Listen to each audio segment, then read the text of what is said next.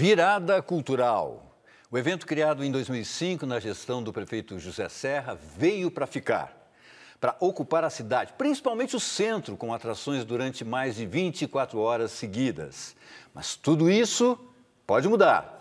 É a dúvida que ficou depois das declarações do prefeito eleito, João Dória, que levaria a virada para o Autódromo de Interlagos. Bom, para discutir as mudanças propostas, nós recebemos o Fernando Túlio, que foi eleito presidente do Departamento de São Paulo do Instituto dos Arquitetos do Brasil.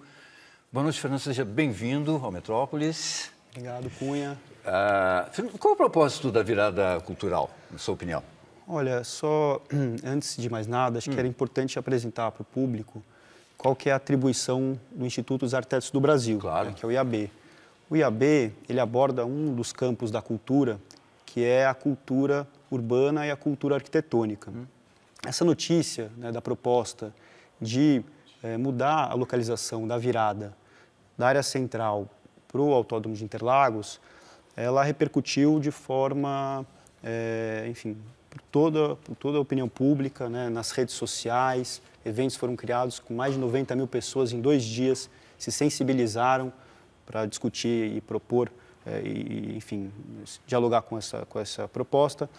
Urbanistas, coletivos culturais, agentes da mídia se posicionaram numa questão que não é uma questão relacionada ao modelo da curadoria da virada ou relacionada à programação. Sim. Estava relacionada à localização, a localização, que é um aspecto, recuperando essa história do Instituto dos Arquitetos do Brasil, que dialoga com a questão urbana. Então, claro. a virada... Ela foi pensada desde o início, inclusive quando ela foi criada fora do Brasil, porque ela foi inspirada na virada cultural, vamos dizer assim, francesa, em Paris, né? E desde lá do início ela é pensada para que seja uma coisa central para as pessoas circularem, não é isso? Ela tem um componente que é o componente de ser uma experiência urbana que tem como uma questão central a democratização dos espaços públicos, né? Você, por meio de iniciativas culturais das diversas formas, cria uma sensação de pertencimento da cidade, que é uma cidade diversa, né? Que tem pessoas de várias idades, várias regiões da cidade, de várias cores, que convivem naquele momento para compartilhar a própria cidade e as próprias atividades culturais. Bom, para alimentar o nosso papo aqui, a gente vai chamar agora um VT. A gente também ouviu o futuro secretário municipal da Cultura, que é o André Sturme. Ele esclareceu que o foco da virada cultural continua no centro de São Paulo, mas que os grandes shows vão ser deslocados para esse outro espaço aí.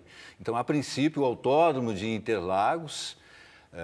o que a prefeitura pretende com isso é evitar as grandes concentrações de pessoas num único lugar do centro. Vamos ver, depois a gente volta a conversar. Eu não sou o secretário da Cultura ainda. O prefeito não é prefeito. Portanto, tudo que a gente fala são ideias que só vão poder se concretizar quando nós tivermos assumido. O diagnóstico que a gente faz e que eu escuto de a imensa maioria dos meus amigos que frequentam a virada, eu que frequento a virada quase todas, é que os grandes shows acabam desvirtuando o espírito principal da virada, que é oferecer uma diversão e a oportunidade de circular pelo centro. Então, que seria bom tirar os grandes shows do centro. Eu não posso dizer que vou fazer tudo em Interlagos com convicção. Eu posso dizer que a gente planeja fazer em Interlagos. Se só couber 80 mil pessoas em Interlagos, não comporta os shows que a gente pretende fazer em Interlagos. Então, a questão não é Interlagos, a questão é tirar os grandes shows do centro da cidade. Não é porque é Interlagos que não vão estar todas as tribos. Não é porque é Interlagos ou qualquer outro lugar que seja murado, né? Não vai ter nenhum tipo de impeditivo e a programação não vai ser só shows de rock, heavy metal. A programação será absolutamente eclética. O que a gente quer é oferecer efetivamente para as pessoas, no centro da cidade, uma programação muito variada, muito eclética, que utilize o maior número possível de equipamentos, não só os da Prefeitura e da Secretaria Municipal, mas também, como eu já falei, os teatros da Praça Roosevelt. Enfim, nós vamos procurar todos os equipamentos culturais que estão no centro da cidade e propor que eles participem, para que a gente tenha um grande número de equipamentos e ligações entre esses equipamentos com atividades as mais variadas nas mais diversas áreas da cultura. A virada será no centro da cidade, a virada terá 24 horas, a virada terá uma programação absolutamente diversificada. A virada terá nomes conhecidos, nomes desconhecidos, nomes conhecidos por algumas pessoas, nomes cults, nomes pop, nomes populares. Enfim, a gente quer fazer uma programação o mais ampla possível. E ao dizer isso, eu não estou dizendo que não seja, eu só estou querendo reafirmar a nossa vontade. E aí, Fernando, o que você acha das intenções do nosso futuro secretário? Você acha que Interlagos deveria ir também para Interlagos ou não? Olha, primeiro aspecto é que nenhum modelo pode se cristalizar na medida em que uma programação cultural que tem impactos econômicos, urbanísticos e sociais. Então, o tempo todo a gente tem que discutir qual modelo que a virada ela deva e possa, enfim, ser experimentada. Todos os anos, inclusive, eles vêm experimentando modelos diferentes ano a ano, né? Sim. Mas, nesse sentido, acho que a proposta que foi apresentada e ainda está em discussão, ela se coloca muito mais no campo de uma ruptura com a trajetória do evento e com o seu espírito central.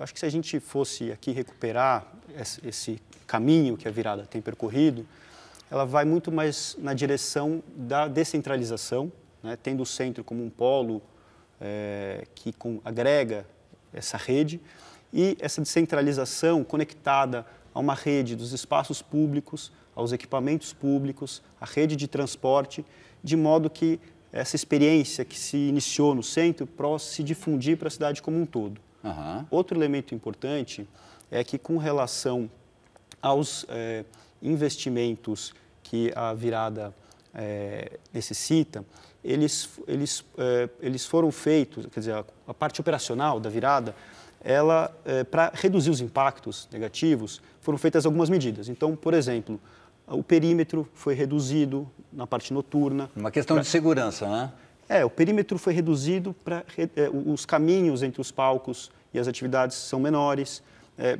A sexta-feira foi incorporada na programação. Você também, por outro lado, trouxe boa parte da programação para o período diurno, e isso tudo, no ano passado, apresentou nos números que a Prefeitura coletou, números bem menores. Nesse ano mesmo, nós estamos em 2016, foi agora em maio de 2016, os números em relação à questão de segurança foram bem melhores. Muito melhores.